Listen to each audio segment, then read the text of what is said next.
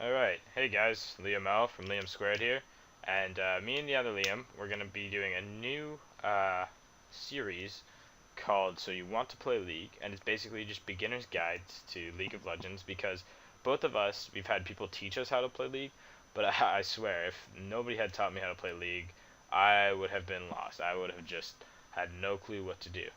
So, anyways, this is just the beginning episode. We're gonna have more, and if people like it enough, we can do individual champ guides and stuff like that. But yeah, so this is just the first episode, and expect more. So I'm assuming if you clicked on this video, you're wanting to know how to play League. Well, I guess that's kind of a given. So if you're a more experienced player, please don't hate on us for being so basic with all this stuff, as we'll do more advanced guides if people want to. But for now, it's just the basics. So what I'm going to go over right now, I'm going to do some champions. So this is on my account. I'm level 30. I haven't really played ranked. I think I've played, 2 games this season. Get into that in later videos. But anyways, so when you're playing League of Legends, you have a whole bunch of champs you can choose from. These are just all the ones I own on this account at the moment. And there's certain types of champions because some champions can't do other things that I guess other champions can do. So, for example, I'm going to pick Sivir here. Sivir is what you call an AD carry. She has a lot of attack damage. She has little amounts of health and next to no ability power. And what AD carries do is their whole objective is to carry their whole team to victory. So normally, most of the time, carries do a lot of damage but don't have much health, so they need a tank or support to help them. So a good example of a support is Soraka. So if you look at Soraka here, she has a fair bit of health, and more AP than we saw with Sivir. But she's still not what we call an AP carry. So an AP carry goes mid, and I'll touch on that next. But with supports, they normally have healing spells, and they'll give armor and magic resist. So if you notice with every champion, they have 5 abilities in total. So they have their passive. Every champion has a passive, and in Soraka's case, it's called Consecration. Then they have their Q, their W, their E, and their R. And what this means is the keys to press them on the keyboard. The R is referred to as the ulti because it's an ultimate ability that you can only use, and it has, sorry, I shouldn't say you can only use, you can use it, but it has a longer cooldown than most of the other abilities. So in Soraka's case, her Q does damage and reduces magic resist. What magic resist is if they have high amounts of magic resist and you have somebody that does magic damage, they block most of the magic damage. I think that's pretty straightforward. So Soraka's W heals people and increases their armor, and that's for a friendly unit. And so basically that's what makes her a support right there in most people's cases, because you want heals or you want some kind of ability that can snare, stun, disable, silence. And all of those are CCs, and I'll touch on that later. I know I'm throwing a lot of things out here saying I'll touch on them later, but I'm just trying to go quickly through this. Soraka's E, it restores mana to an ally or deals damage to an enemy and silences them for a short time. So there's the CC I was talking about. The silence to an enemy that can just shut them down for a bit, or say your carry's low on mana and she just restores some of it. And then Soraka's ult is a heal, and it restores health to herself and all her friendly champions. So it's called a global ulti, and what that means is it affects the whole map, everyone on your team on the map, and that's what a global ulti means. Next up, we have a top champion. And what I mean by top is there's the 3 lanes. There's top, mid, and bottom, and I'll get a map up and I'll show you that. But I'm just using Pantheon as an example here. Top lane is normally for a bruiser type person. So what I mean by bruiser is they deal a bit of melee damage, not as much as you carry, but they still have enough health, but not as much as a tank would. And I'll get to tank next. But as you can see, Pantheon here, his attack power is pretty high, and the rest of his stats are pretty balanced. And so Pantheon would go, he's an example of a top lane. So I'll get more into this later on. So I'll show you a tank here. Leona is one of the tanks I own.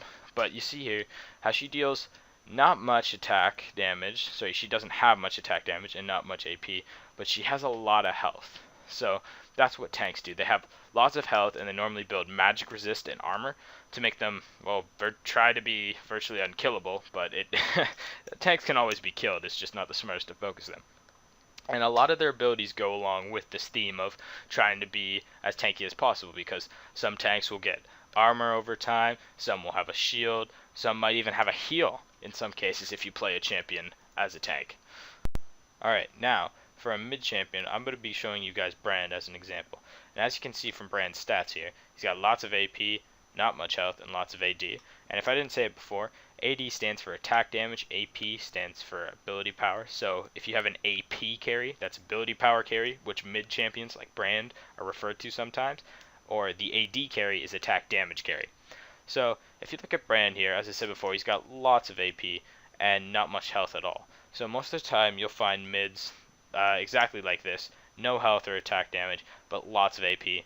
But we're seeing more and more increasingly that there's a lot of people, like I showed you, a champion like Pantheon, who's called a bruiser.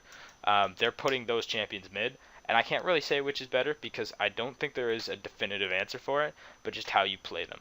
So I'm just showing the classic, what I guess you could say grew up playing mid. I didn't play Brand mid first, I had to work my way up and buy him. But he's a pretty basic mid. You have all damage abilities here, and I'm not going to read them to you. But if you're interested in him, you can go and you can check him out. But a lot of AP mids have all damaging abilities like Rise or Brand. They don't really have any kind of heals or stuff like that that a support or a tank would. So basically, that's a mid champion. So now I'm going to show you the last type of champion, and that's a jungle champion. So in most ranked games, or even normal games, you'll have a solo top, and you'll have a jungle, a mid, and 2 people bottom in the way of a support or a tank and an AD carry. You find more supports than tanks because the top lane normally builds tankier.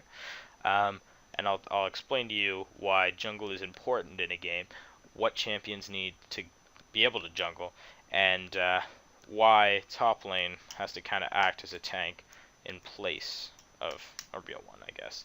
So the champion I'm going to show you here is Lee Sin. He's one of my favorite champions to play here. And what he does is, as I said before, he's a jungle champion, and this is the most confusing champion of them all. And I'll pull up a map, or I'll show you guys something of what the jungle champion does, and I'll just try to explain it as best as I can right now.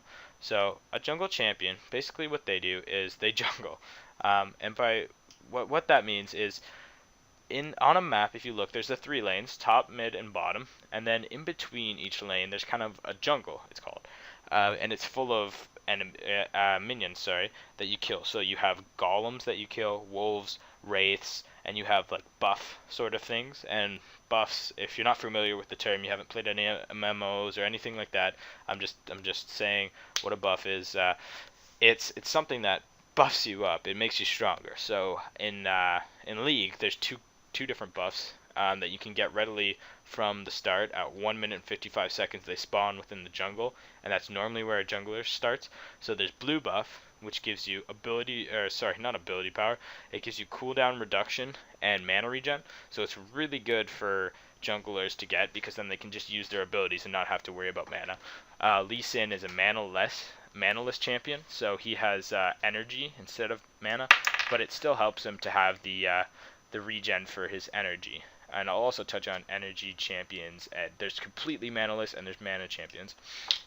So for Lee Sin, I start him at blue buff, but there's red buff, which basically that does damage over time, or is referred to as a dot, so damage over time.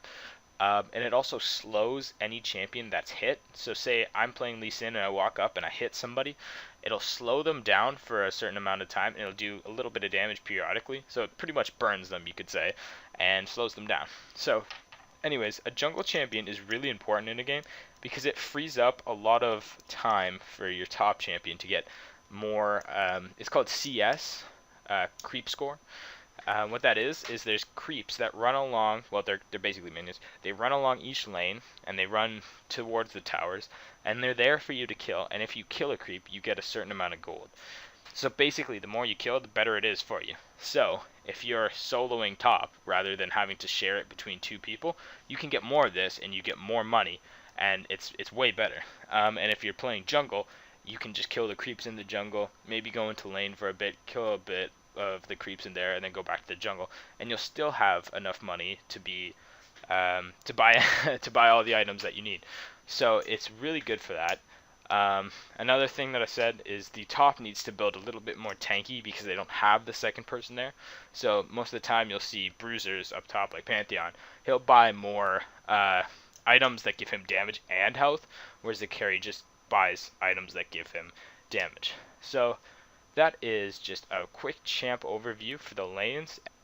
And so to quickly sum up what I've said in this video, if you didn't watch to the end, so there's 5 types of champions. You have your top, your mid, your bottom, in this way of a support or a tank and an AD carry, and your jungle. So those are all the 5 lanes. And I just want to touch quickly, I know this video is dragging out, it's getting over 10 minutes here, but I just want to finish it up here. There's certain kinds of champions, so I'll give you an example. Dr. Mundo here, he's a tank champion, but what he uses, instead of using mana, he uses health for his abilities. So you'll see here it costs a certain amount of health to use an ability. So that's what makes other champions special from others. There's other champions here, same with Garen, that they have no mana, sorry. So that just means they run on higher cooldowns for their spells and abilities, where mana champs, they have lower cooldowns, but they require mana to use. So a mana champion is, I'm just giving an example here, is Evelynn. She uses mana to toss out all her abilities. And then an energy champion is someone like Lee Sin, who has covering before, and they use energy instead of mana. And what energy is it builds up over time. And it's not like, I don't mean build up over time that it takes a long time to get it back. It regenerates fast, but if you have mana, you can build items that regenerate your mana, so you can kind of say it's almost like energy. And there is one final champion that I know of, Renekton here, and he uses, it's called Rage, I guess. He's like Garen in the sense that none of his abilities actually cost anything to use, but he doesn't use health or energy. So again, he's mana less, energy less, whatever, doesn't use health. But when he uses abilities, it builds up Rage, and I'll dive into this deeper if people want me to. But basically, Rage empowers his abilities, so he's like Garen, but with a little bonus on the end. So I hope that helped anybody who's wanting to know about the champions, and we're hoping to push more videos out about League of Legends, so you can hopefully learn as much as you want.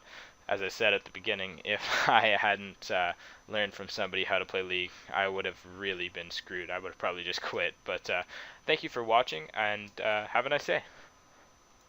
Alright, so, sorry about this part. I have a cold, and my voice sounds a little bit different here, or actually really different. But I'm just quickly going to explain to you. I said in the video later on that I would pull up a map, but I'm just going to do it at the start and explain it to you. So this lane right here is mid lane, and, well, I guess you can imagine that because it's right down the middle. And then you have bottom down here and top here. Excuse me. So when you're looking down lanes, these little blue dots, I know this is pretty poorly drawn, are towers. So you have towers, and there's an inhibitor there. So you want to protect the inhibitor in your lane, and there's the nexus, that's your main goal to protect, and there's the summoner platform, which you start on. So as each turret goes down the lane, so this is tier 1 turret, tier 2, tier 3, and then these are your nexus turrets, some people call them, or you can call them tier 4. The damage increases on each of them, so they get harder and harder to kill. So that's for lanes, and then here, this is the jungle right here. So you have a jungle here, and a jungle here, and the same on these, but this jungle is reflected on this side, and this jungle is reflected on this side. So right here, you have what's called blue buff, so I'll explain that later in the video in the jungle section. You have wolves here, wraiths here, red buff, and golems here. And this is reflected on the other side, red here, wraiths there, golems there, wolves here, blue there. These green areas are bushes that you can hide in, and the enemy can't see you. Right here is Baron Nashor, and he spawns at 15 minutes into the game, and when you kill him, you get a buff. Most of the time you won't kill him 15 minutes into the game, it's just later on, and you'll get a buff, gives you attack damage, ability power, stuff like that. And here's Dragon. And when Dragon spawns, if you go and kill it, you get gold. So it's really good to kill it. And normally your jungler can solo it at early levels.